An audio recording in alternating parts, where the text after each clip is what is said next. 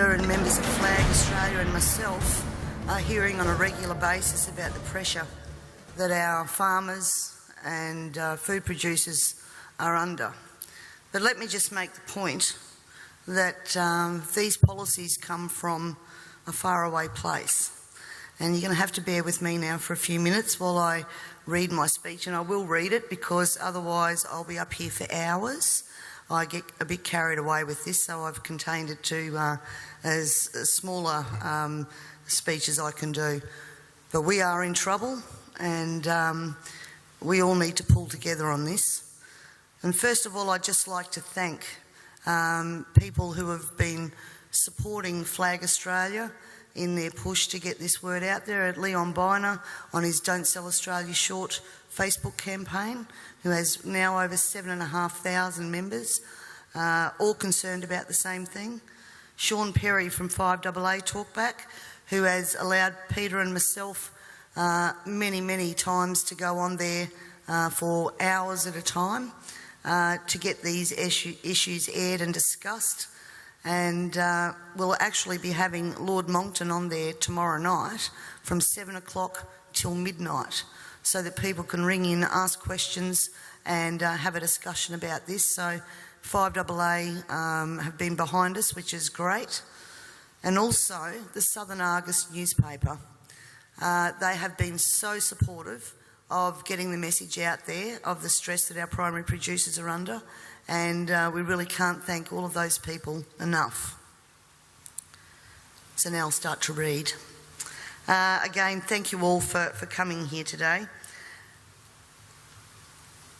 I also thank the many people behind the scenes who have helped to educate me on the global issues and how they are being implemented at a state level so that I can be an effective elected member of your parliament. And while I'm speaking to you today, I'm going to quote a number of people from various influential positions on the international stage, and I'll leave it with you to make up your mind if you want to continue to head in the direction that we're going. I first stumbled across Agenda 21 in about 2008, and quite frankly my first reaction was to dismiss what I was reading, because I didn't believe that any government in Australia would take us down this road. Then I began to see a legislative pattern emerging in Parliament which concerned me greatly, and I also started to see the tenor of legislation that we were passing. I did air those concerns in Parliament, and it was dismissed and ignored. The words Agenda 21, ladies and gentlemen, were never meant to be spoken. And if they were, then of course it would be dismissed as a conspiracy theory. Because if people knew Agenda 21 and what it stood for, there's plenty of information out there where they could actually learn what the end game was, and governments didn't want that to be known. My dad always said to me that people only lie for two reasons. One reason is because you're ashamed of what you're doing, and the second reason is that you don't want people to be warned just before you screw them. And I honestly believe that these secrets have been, thank you, that these secrets have been kept for both of those reasons. Ladies and gentlemen, the origins of the environmental movement as we see it began back in 1968 when the Club of Rome was formed. The Club of Rome has been described as a crisis think tank which specialises in crisis creation. The main purpose of this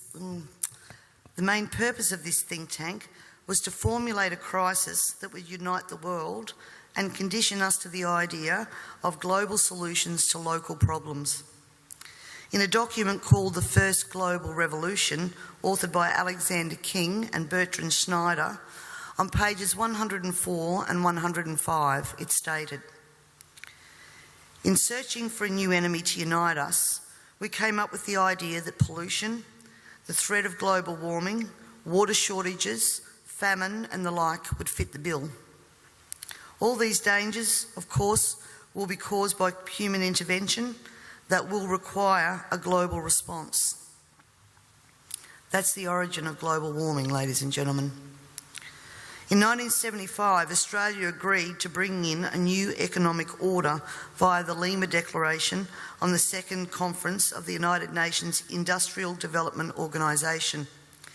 The outcome of this was, as I said, the Lima Declaration, which was a blueprint for the redeployment of tools, jobs and manufacturing to the developing nations, leaving countries like Australia short of technology, a manufacturing base and jobs.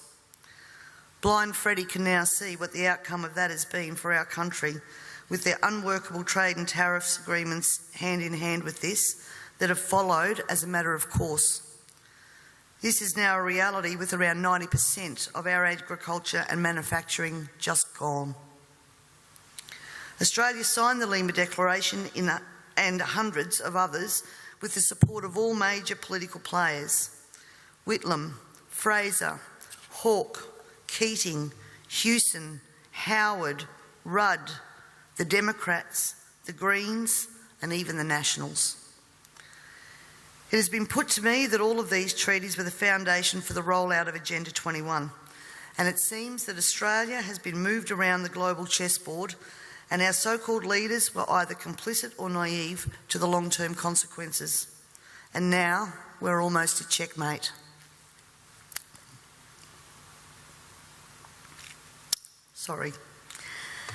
In 1992, former President of the United States, George Bush Sr. said, "Effective execution of Agenda 21 will require a profound reorientation of human society, unlike anything the world has ever experienced.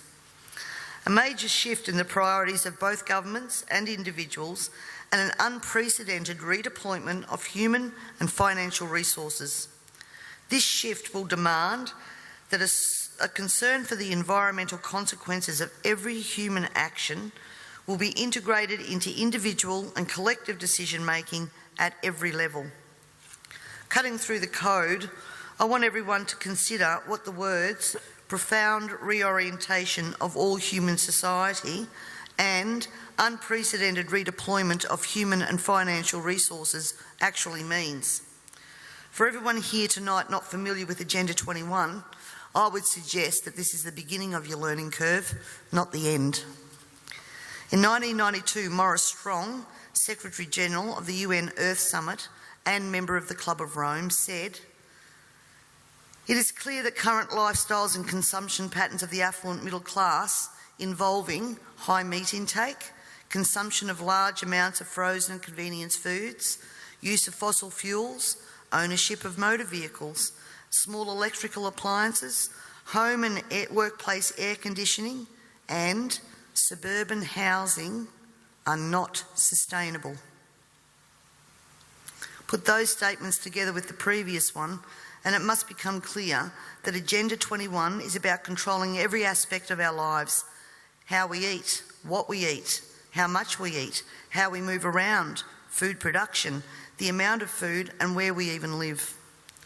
Dixie Ray, former Washington State Governor and Assistant Secretary for Oceans and International Environmental and Scientific Affairs, stated, "Agenda 21 seeks to establish a mechanism for transferring the wealth from citizens to the third world. Fear of environmental crisis would be used to create a world government and UN central direction." From a report in the 1976 UN's Habitat I conference, land cannot be treated as an ordinary asset, controlled by individuals and subject to the pressures and inefficiencies of the market. Private land ownership is also a principal instrument of accumulation and concentration of wealth, therefore contributes to social injustice. In other words, ladies and gentlemen, if you work hard and you exercise good financial management and invest in property, you are contributing to social injustice. In a report from the President's Council on Sustainable Development, we need a new collaborative decision process that leads to better decisions, more rapid change, and more sensible use of human, natural and financial resources in achieving our goals. And at the same time, Harvey Reuven, Vice Chair of the Wildlands Project, says individual rights will have to take a back seat to the collective. J. Gary Lawrence, advisor to President Clinton's Council on Sustainable Development. Participating in a UN advocated planning process would very likely bring out many of the conspiracy fixated groups and individuals in our society, and here we are. This segment of our society, who fear one world government and UN invasion, through which our individual freedoms will be stripped away, would actively work to defeat any elected official who joined the conspiracy by undertaking Agenda 21. So we will call our process something else. We will call it comprehensive planning or growth management or smart growth. We ended up with sustainable development. The redeployment of human and financial resources has now become visible to us all via the cut to services and programs to assist the sick, the young, the elderly, and of course the creation of another level of poverty now identified by the term the working poor. I was speaking to a person last week and he said to me, if Hitler was still around, he'd be sitting back thinking, I didn't need bullets for a global takeover. And he'd be right. We see daily cash grabbing via new taxes called levies, supposedly because we are cash strapped in this state, and at the same time see big project spending that does not fit with the message that we are in financial crisis. But we the people have to tighten our belt, while the government seems absolutely unaware and unconcerned of the amount of debt that it is accumulating. This in turn means that taxes, levies, fines and other penalties increase, as well as the cost of living rising exponentially, and the ordinary citizen's ability to exist well is compromised with almost every law that we pass. We're constantly paying for so-called services that we don't receive. This is wealth redistribution at the grassroots level, redeployment of financial resources, ensuring only hardship for the citizens who just really want to get on with their lives. The Parliament has also ventured into the rights of people to own and retain their property and manage it without government interference. In particular, the laws around, as Peter said, water allocation, natural resource management, the Native Vegetation Act, Development and Planning Act, which are all equally toxic to our food producers as they are to our long-term security, we city dwellers.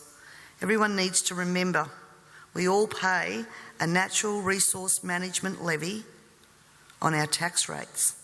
So this is not just going to affect the food producers.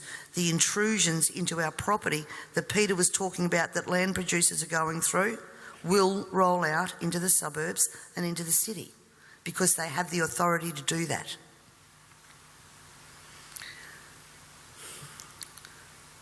We all have already fiddled in Parliament with land titles of people in rural areas, and I'm talking about the Barossa and McLaren Vale legislation that passed. And the buzzwords used to justify that was heritage status.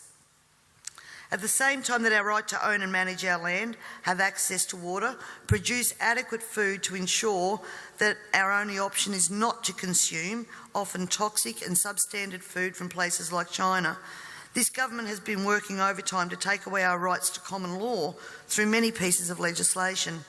Common law is what guarantees us an ability to correct injustices.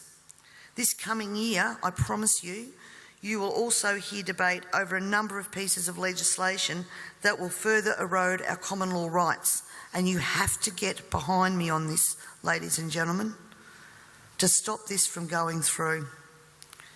As Agenda 21 became more and more apparent to me, I began using the line in Parliament that government was now declaring war on its own citizens. And that goes back as far as 2008.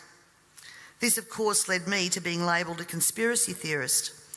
But here we are now, openly talking about Agenda 21 and the ramifications we will see in a short period of time if this is not stopped in its tracks. Let me just say that I often hear we cannot stop what is happening. Two-party preferred system, vote Labor, vote Liberal, what does it matter?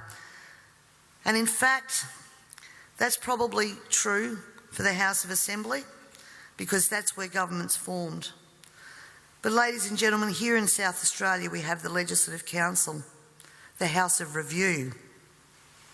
And my friends, that is where the true power does lie. And the last thing that governments want you to understand is that no matter who is in power, the Legislative Council is there for checks and balances. And when the Legislative Council isn't overly influenced by the major parties, legislation can be blocked.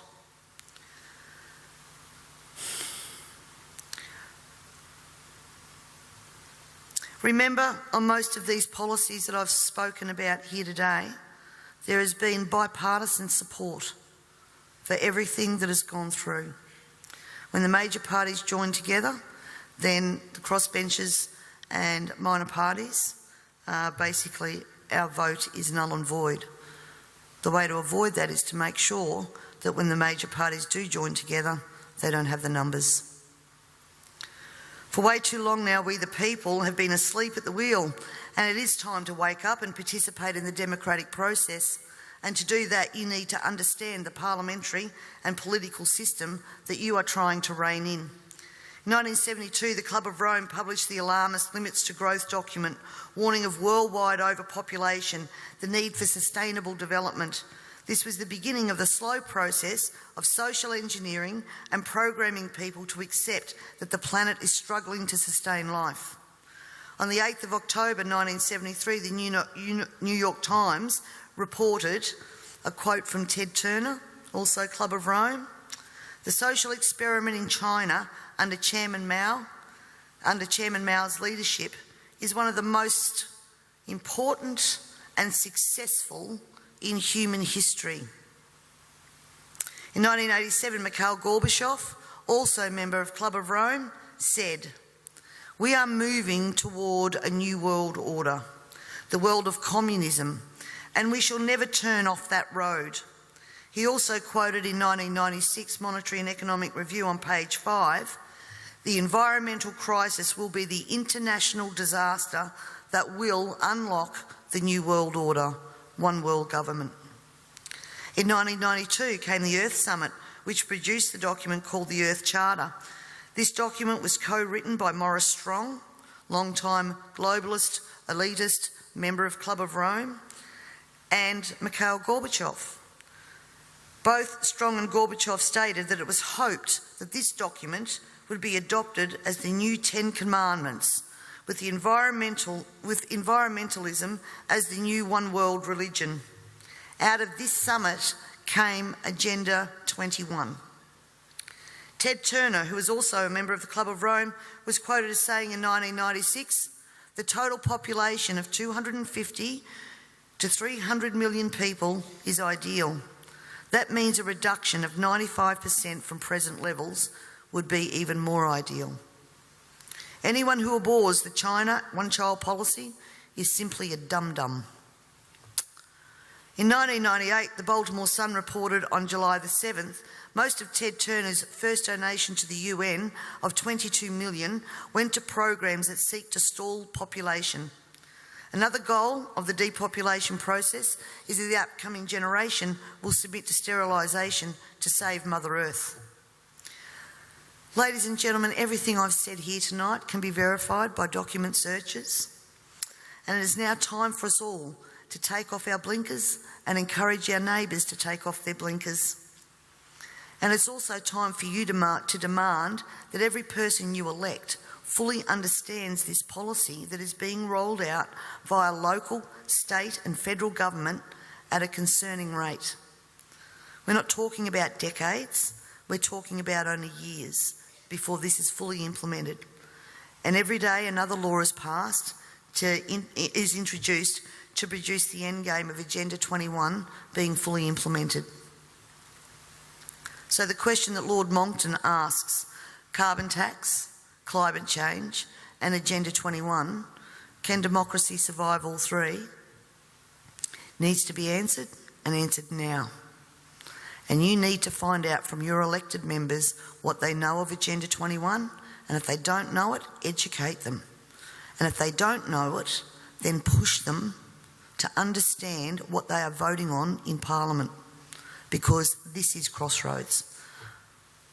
I thank you all very much for your time and for your attention, and I would now like to take the opportunity to introduce Lord Christopher Monckton. Thank you.